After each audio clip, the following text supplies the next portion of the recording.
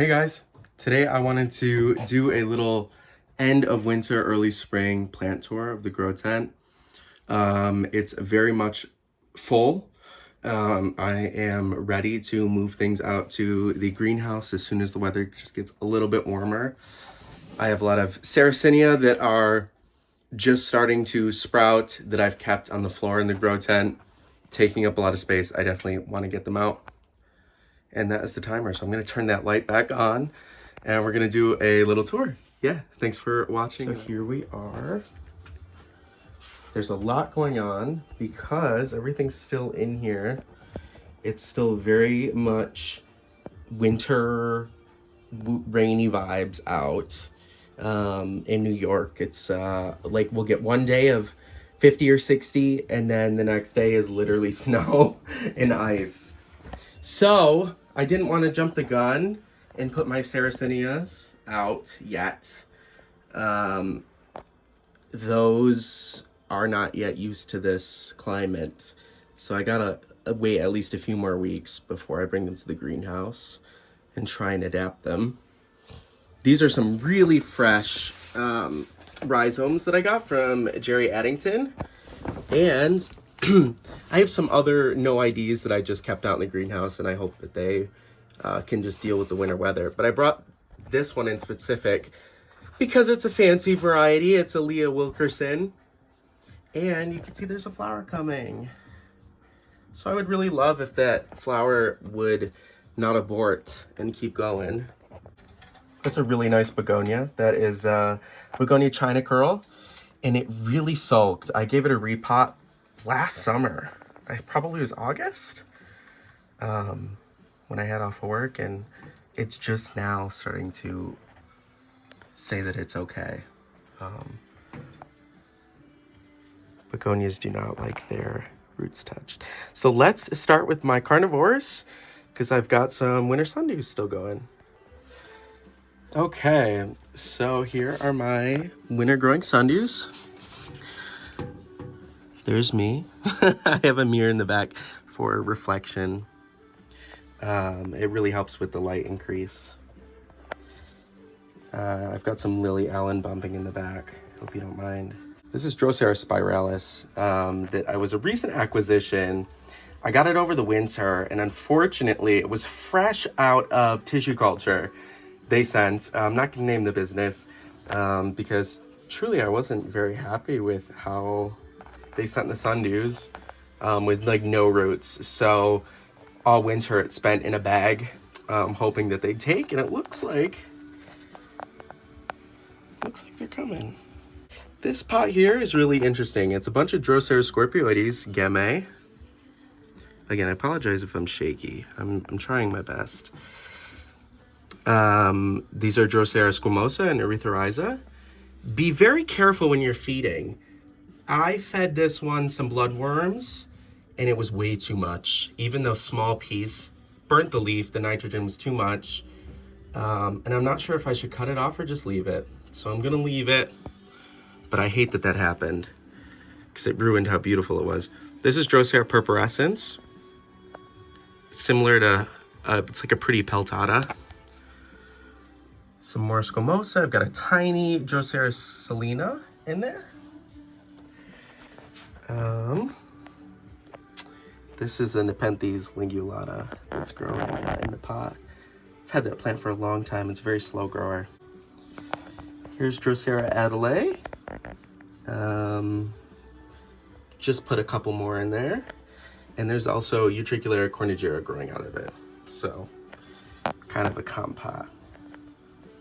Got some pings on a rock that are dormant.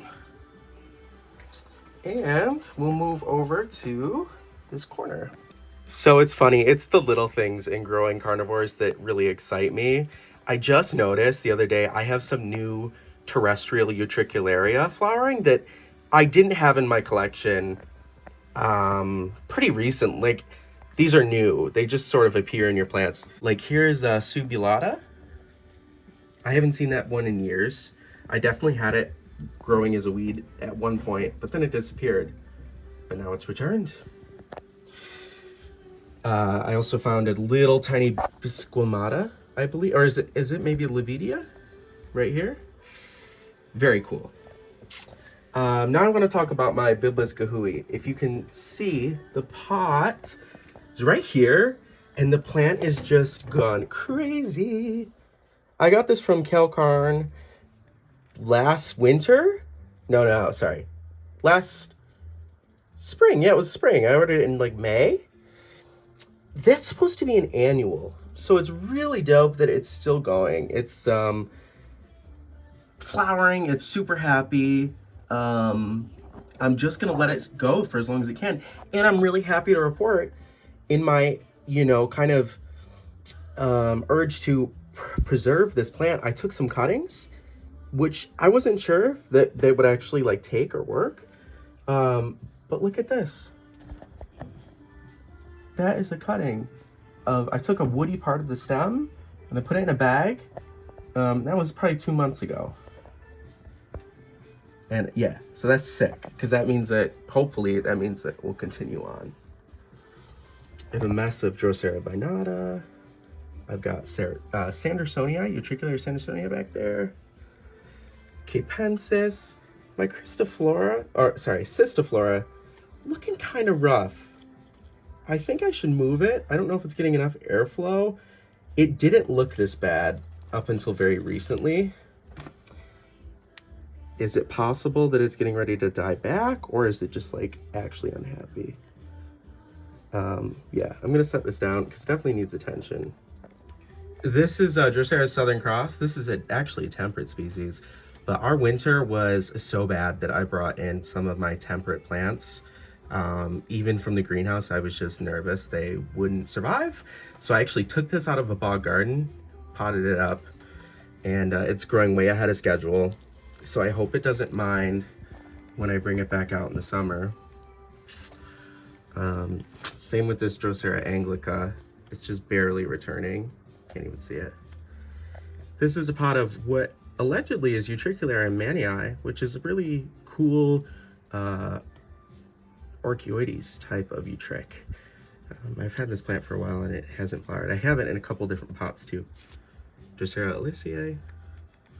There's a beautiful Capensis. Methelium definitely not looking its best. It's so delicate that even when I go to trim it, I fear, because I accidentally will break a pitcher or a nectar spoon or something like that. So I really don't trim it anymore. I've already taken a lot of dead leaves off, but there's some more I could grab it.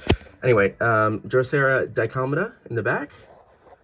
It died back for the winter and is starting to return. This whole corner definitely needs trimming up and attention, but it's very difficult with all of these bibless growing through it. And yeah, it's a massive carnivore for sure. So let's look at my pings. Got some Gigantea. Again, guys, I gotta really trim up my space. This video is a log for me to see what things look like right now before, I free up some space in here and can clean things up. Yeah, so it's not perfect. As you can see, lots of baby Giganteas, some Morinensis hybrids, Moctezumia cross Gigantea, a couple other things, some succulents, orchids. This is Nepenthes Siciliae. There's no pictures on it right now, but I like this one. I'm pretty sure. Actually, I'm not even going to speak on where it's from because I'm probably be wrong. Begonia Barceloiae, if I'm saying that right. Here is Nepenthes, kind of a ventrata, but I just love the way that this pot's growing with the fern. I'm going to pull it out for you so you can better look. It's just like, oh, it's definitely rooted in something. Like, I don't know. To me, it's very sculptural.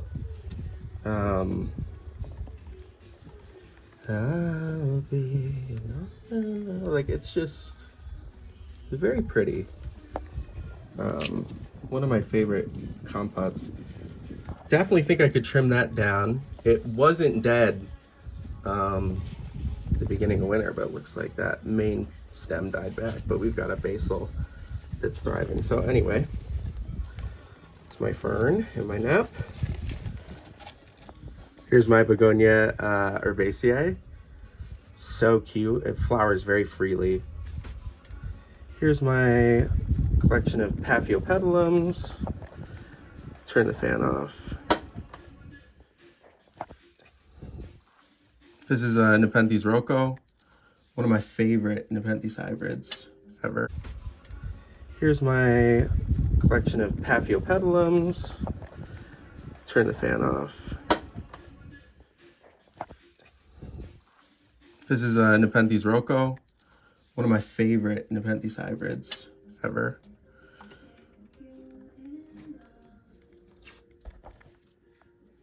That's an unidentified begot. Definitely not looking its best. Kind of a little crispy. Here's Utricularia, Nilumbifolia cross reniformis, of course. Nepenthes Ime, that's got a picture way in the back. I can't wait for this one to make uppers. It has very prominent wine glass pictures.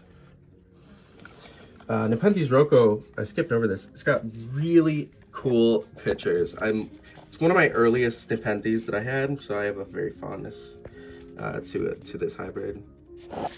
You can see it's got this little hook on it. It's pictures. But yeah. All right, so I keep messing with the lights, trying to get the best angle, but this is my little begonia corner. I'm just gonna wrap up here quick. I don't want to make it a freaking 20-minute video, but this is begonia masakaru. That's a Japanese hybrid that I am obsessed with. It's one of my favorite begonia hybrids. I actually had to reach out to Darren at Mountain Orchids at one time, send him an email, and I was like, hey, do you have this plant? I found it in a American Begonia Society newsletter. I just like needed it. And he came through. I really miss that business. Darren at Mountain Orchids is great business. There's a African begonia. It is it's Scapigera from Africa. That is Begonia borneensis. It really thrives for me, which I'm surprised. I thought this would be a begonia that would want more warmth, but it's doing well. This is Sophie, enjoying begonia. This is Little Brother Montgomery, kind of waking up out of its dormancy. The Rex hybrids go through a little bit of a dormancy in the winter. It's Frida, Begonia Frida. Yeah, a couple more Oncidiums all through here. Oncidium Sweet Sugar that needed desperate help. I repotted it recently. It's just starting to take. I've had this plant, not smuggled it, but I brought it back home with me from Florida when I was like 15. It's gone through a lot of stages, died back quite a bit. It used to be a lot bigger, but at least I still have a piece of it, for sure. Last thing I want to touch on is this giant orchid. It's called the coconut orchid, and it produces really fragrant flowers. It's quite stunning. Dude, totally blanked on the name. That is a Maxillaria tenulifolia. I can't believe that I forgot that. That's like one of the orchids. Yep, I have this little pot of Pinguicula primuliflora. That's a warm temperate ping. I put these out in my bog during the summer and they just go crazy. I actually left some outside in the bog and they made it partially through the winter. If we didn't get that end of winter cold snap, they would have survived, but unfortunately they did not. So at least I still have my backups. Let's see, what did I miss? Begonia Frida. This is Begonia parviflora. They call it the tree begonia. And this, of course, this beautiful orchid. It's a zygopetalum. Of course, it has very beautiful hyacinth flowers. They're high calm hyacinth because they smell like hyacinth. It's really stunning. This one's getting a little bit more light than it should, but it needed the airflow after it had some bugs. So I just keep a good eye on it. But I repotted it and it is thriving. My Thorelii Ristlichioides nepenthes that I kind of brushed over earlier. So yeah, guys, I have quite a few orchids hanging up, but we should do an orchid tour another day. I love brassavolas, so you see like my Rhineco, all these brassavolas, and then this beautiful nepenthes porcelain, Ventricosa porcelain. Yeah. So this is what things look like right now. Thank you for watching. Hope it was at least a little bit interesting. I forgot my favorite nap. Favorite species nap, Nepenthes spatulata. Love this plant. I love its lowers, lower pitches. Fabulous.